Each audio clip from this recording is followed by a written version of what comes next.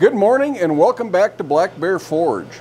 Yesterday we looked at making a set of chest handles with acorn back plates that were really quite unique. Today I need to make another handle that goes with that same order, but this is more of a cabinet handle or a drawer pull type handle, and the customer request is just for a simple square handle with a twist, a much more basic project than the handles with the acorn back plates.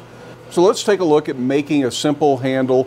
It is very tempting to just start with square bar, but I'd like a little bit bigger finial end for mounting than what I would get with just 1/4 inch square bar. So I'm actually going to start with 3/8 round bar so I can get my ends, and then I'm going to reduce the center down to 5/16 or 1/4 inch square bar. Plenty of material for the ends. The other option would be upsetting, but upsetting 1/4 inch square bar is a real nuisance. So our 3/8 round bar is somewhere between 9 and 10 millimeters, almost exactly 9.5 millimeters. Again, for projects like this, the exact starting size doesn't matter. Just make sure you have enough material to do what you want, and then forge it to what you want. The length on this is about 15.5 centimeters. Now to start this, I just want to isolate the mast for the finial end at the edge of the anvil between the hammer and the anvil. And at the same time, I can start drawing out the square bar. Just be careful to keep the hammer face aligned right with the edge of the anvil as much as you can. This isn't a place for half-face blows. I want to leave a clean shoulder all the way around this. So I'll turn it around and do the same thing to the other end.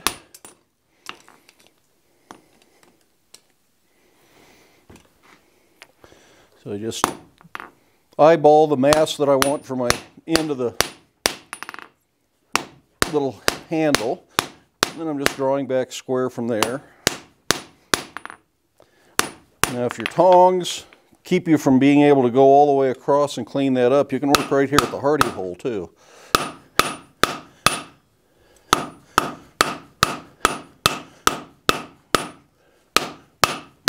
Don't be shy about moving around your anvil. You paid for the whole thing, you might as well use all of it.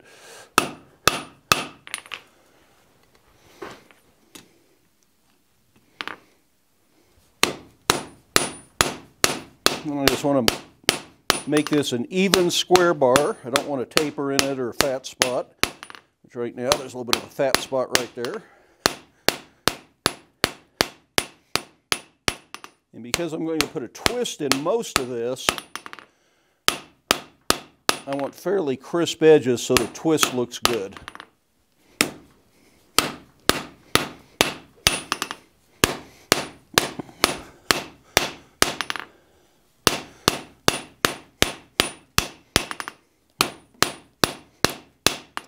So that's pretty much that. And I am going to go ahead and shape the entire handle before I do the twist so that I don't damage the twist while I'm shaping the handle. So I'm going to start with half-face blows for the finial and start spreading it out. Now before I go too far, I want to knock the corners off of that, kind of round it up a little bit. Now he was not specific about what kind of a finial he wanted, so I think I'm going to try and go for a fairly round end on this. I think the twisted square bar is the main element, so trying to do spades and bean ends and things like that here might be distracting.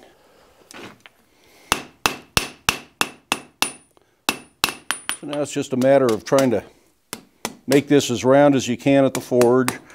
Inevitably there's a little bit of filing on these round ends like this to make them look a little bit better.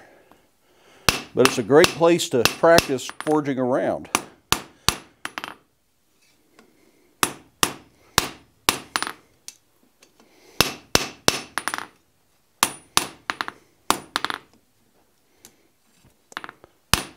So that's really all I want there. So again, we just start with half-face blows to create a step down. And we can round this up a little bit, get the corners off. A little bit of cross peen to spread it if it needs it. As this gets thin, you got to be careful not to mushroom it and create cold shuts in it.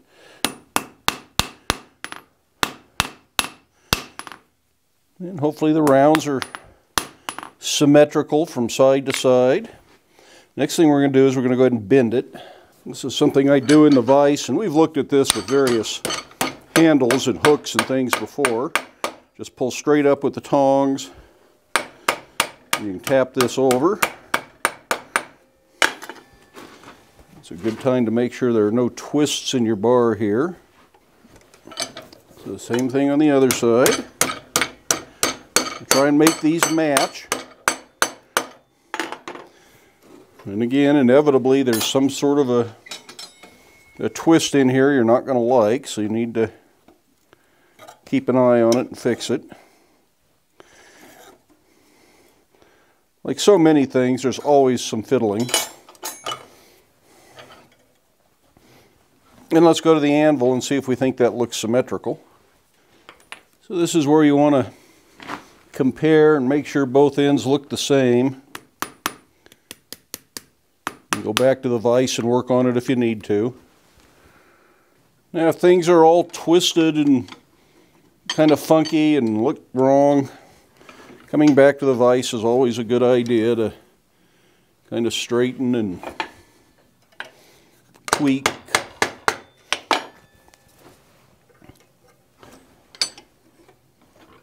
Just clamping in the vise can help align things.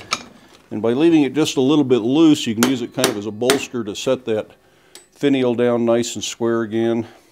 So that's pretty much all we want there. Next thing to do is twist it. And to twist it, I'm just going to put it in the vise.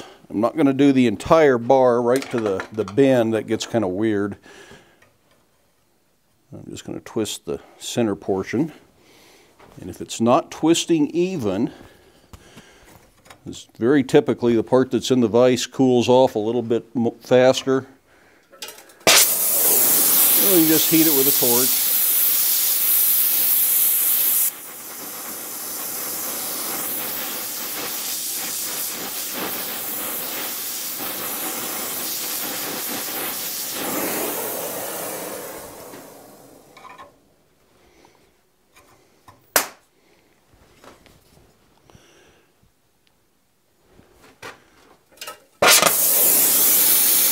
It also shows you where you got some kind of thin and thick places, because the thick places don't twist as well as the thin places.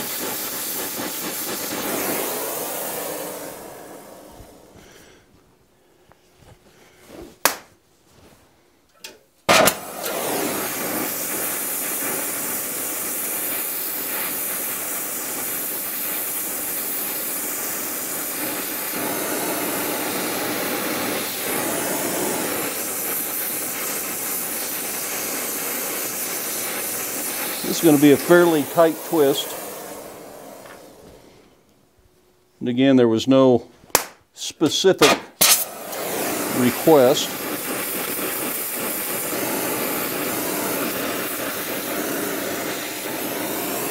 So a lot of it's just what I feel like doing right here and right now.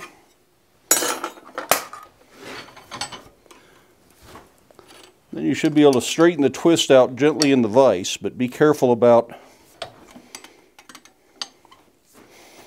damaging the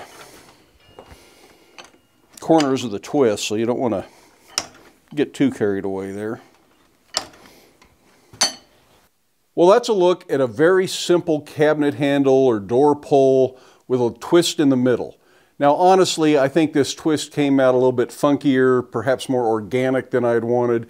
And that's largely due to the fact that my forging was not perfectly square, perfectly even, and therefore it didn't twist as evenly as I would have liked it to. Now, the customer may really like that, so I went ahead and I took a picture of this, and I'm going to send that picture to the customer, and I'm going to let him decide, does he like this or does he not like it? If he doesn't, then I'll make another one. It's no big deal, or it'll end up on something in the shop. I do hope you enjoyed the video and can give it a thumbs up. If you haven't done so already, I would love it if you hit that subscribe button down below. Feel free to stick around, watch a few of the other videos, share the videos with your friends, but then make time in your day to get out to your shop, have fun, but stay safe, wear your safety glasses. and we'll see you for the next one.